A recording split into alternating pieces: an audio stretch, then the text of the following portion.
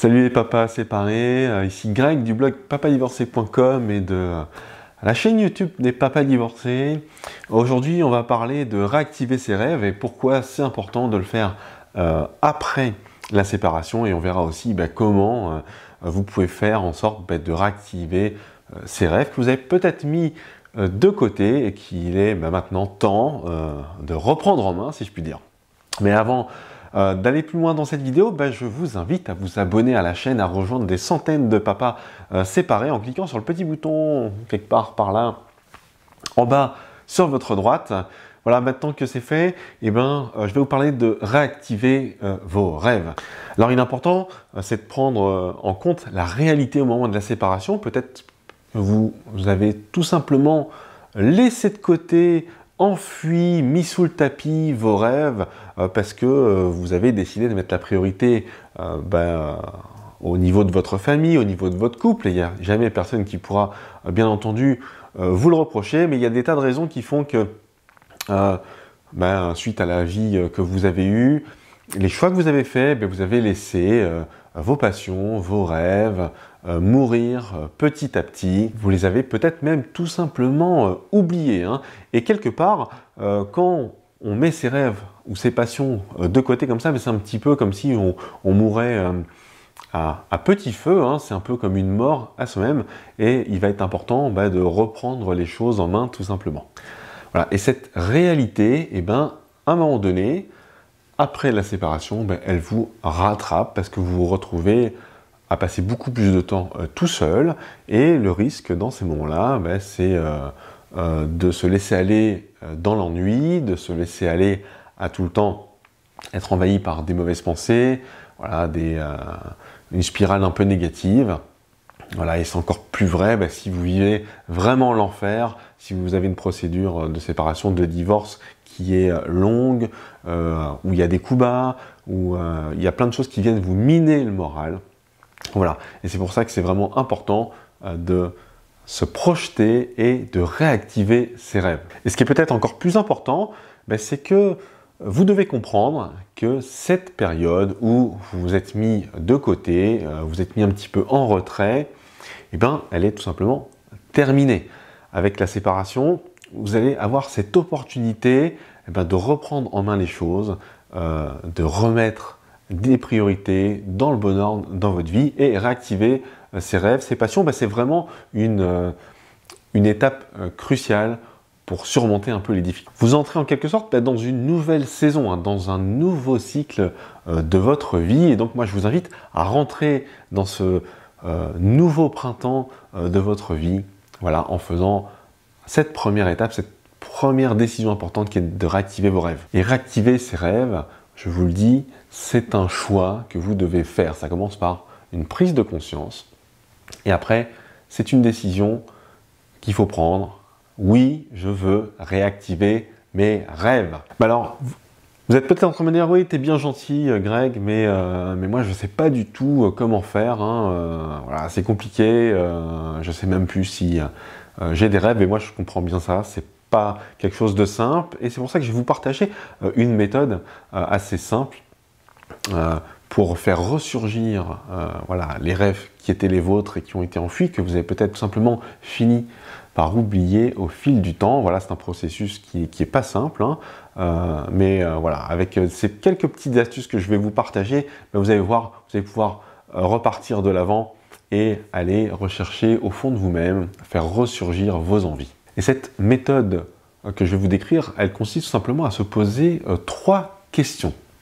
Alors, la première question à vous poser, c'est tout simplement, qui êtes-vous? Voilà, je vous pose la question, qui êtes-vous? Qu'est-ce que vous avez à répondre à cette question-là? Alors, qui êtes-vous? Êtes-vous quelqu'un qui aimait prendre soin de vous? Êtes-vous quelqu'un qui aimait se cultiver? Ou peut-être encore, êtes-vous quelqu'un qui aime être proche des autres? Posez-vous cette question. Qu'est-ce qui vous définit? Qui êtes-vous? Ou peut-être même, si je vais encore un petit peu plus loin, c'est qui avez-vous envie de devenir? La question numéro 2 à vous poser, c'est tout simplement, que voulez-vous? Qu'est-ce que vous voulez faire?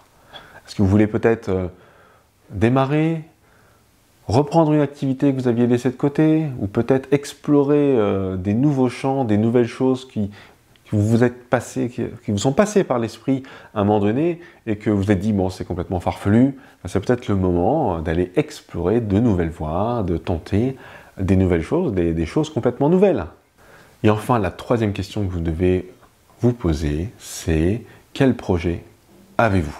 Voilà, une fois que vous avez répondu à la question, qui vous êtes et qu'est-ce que vous avez envie de faire, vous devez vous projeter et établir des projets. Quels projets avez-vous? Définissez à ce moment-là des objectifs très clairs. Ça pouvait être à un moment donné, vous aviez une envie, c'était de voyager, peut-être oui, mais où?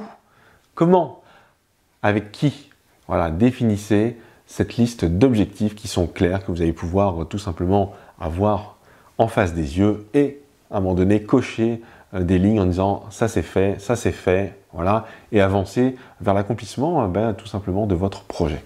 Alors, si jamais vous ne trouvez pas des réponses tout de suite à ces questions, alors ne vous tracassez pas, ne vous mettez pas une pression inutile, ce n'est pas grave du tout. Moi je vous conseille, c'est tout simplement à commencer à y penser un petit peu tous les jours.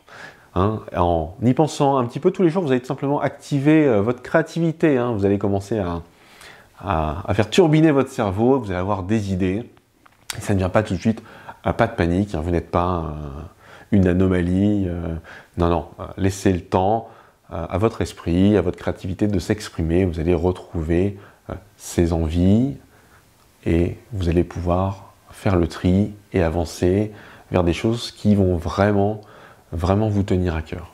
Un petit conseil que je peux vous donner d'ailleurs pour activer votre imagination, votre créativité, c'est tout simplement de ne pas réinventer l'eau chaude.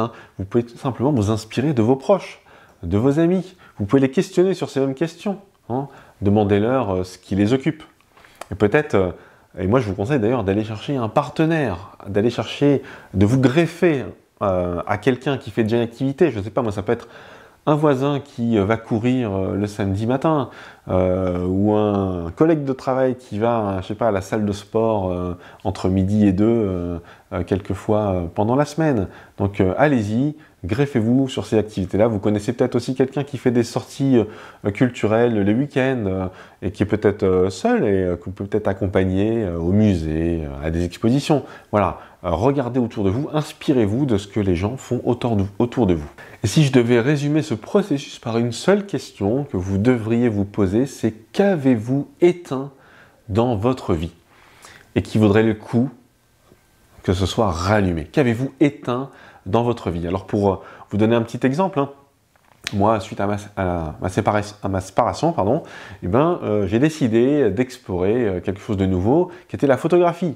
On m'avait offert un appareil photo réflexe à un anniversaire ou un Noël il y a longtemps, et tout ce que je savais faire avec cet appareil photo là, c'était de le mettre en mode automatique, appuyer sur le bouton et puis espérer d'avoir des beaux résultats. Et je me suis intéressé à la photographie, j'ai vu ce qu'on pouvait faire avec un appareil photo, ça m'a intéressé, je me suis formé et aujourd'hui j'estime avoir un niveau qui me permet d'être fier de moi tout simplement quand je montre mes photos à mes proches, à mes enfants. On dit ouais, c'est vraiment sympa ce que tu fais Greg.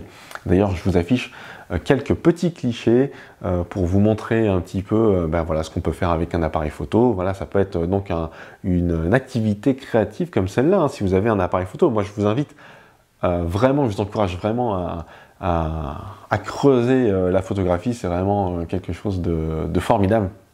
Voilà, donc regardez les petites photos que j'ai prises à droite à gauche et dont je suis assez fier. Je suis assez fier de mon travail pour vous le montrer en ce moment dans cette petite vidéo. Alors une activité par contre que j'ai complètement délaissée, c'est le sport. Je faisais du tennis à un moment donné. J'avais un bon petit niveau, mais voilà, faute de temps, d'organisation, parce que c'est compliqué, il faut trouver des partenaires pour jouer le soir, etc. Ouais, bon, je vous cache pas aussi que c'est surtout un problème de volonté si j'ai pas repris le tennis, mais bon, celle-là, je l'ai mis un petit peu de côté. Et par contre, je me suis mis à côté, à la vidéo, par exemple. Je commence à faire des vidéos, des montages vidéo. Je me suis acheté un petit peu de matériel pour faire des choses qui m'intéressent. Voilà, donc ça, j'ai débuté ça et puis je progresse jour après jour, c'est quelque chose qui m'intéresse. Voilà, quelque chose que je ne faisais pas avant. Et enfin, dernier exemple, mon fils qui a maintenant 12 ans au moment où je tourne cette vidéo, il commence à jouer lui aux jeux vidéo. Donc de temps en temps, je me suis remis à jouer un petit peu aux jeux vidéo. Ça me rappelle mon adolescence. Je prends beaucoup de plaisir aussi à ça. Et puis c'est quelque chose que je peux partager maintenant avec lui. Donc voilà pour un peu faire le tour moi, de ce que je fais comme activité. À côté de ça, je lis aussi un petit peu. Donc voilà, il y a des tas de choses qui sont à votre portée, que vous pouvez explorer. Donc moi, je vous partage mes envies, mes passions, mais les vôtres sont peut-être complètement différentes. C'était juste pour vous donner quelques idées. Voilà, du coup, qu'est-ce qui vous faisait vibrer il y a 10 ans, 20 ans, 30 ans? Je vous invite à les partager dans les commentaires en dessous de la vidéo. Ça pourra déjà vous servir pour faire ressurgir et écrire quelque part les choses qui vous passent par la tête, mais ça pourra servir aussi aux autres personnes qui vont peut-être voir cette vidéo, qui sont peut-être bloquées. Ça leur donnera des idées d'activités à faire, de passion, d'envie, de rêve à réactiver. Comme je vous l'ai dit, ça peut être une activité sportive, culturelle, du créatif, tout simplement des voyages, voir quelque chose, aller voir quelqu'un, je ne sais pas, mais allez-y, répondez à ces questions, prenez un peu de temps pour y réfléchir, ça vaut vraiment la peine. Voilà, vous devez trouver tout simplement ces questions, les réponses à ces questions, au fond de vous. Tout simplement sonder votre cœur. Et voilà, et je suis certain que vous allez trouver ces rêves à réactiver et vous mettre en marche pour accomplir des projets et des objectifs qui vont vous aider à surmonter, à repartir sur les bons rails suite à votre séparation. Voilà, moi c'est tout le mal que je vous souhaite. Si jamais vous souhaitiez être accompagné, sachez que j'offre une séance de coaching découverte. Vous aurez toutes les infos à la fin de la vidéo et dans la description ici en dessous. Voilà, n'hésitez pas, on peut passer un petit moment ensemble pour discuter des problématiques que vous avez, comment on peut faire pour avancer et atteindre tes objectifs ensemble. Voilà, moi j'espère que cette vidéo vous a plu. En tout cas, si c'est le cas, n'hésitez pas à la liker, à la partager autour de vous. Et moi je vous dis à très bientôt pour une nouvelle vidéo. Allez, salut!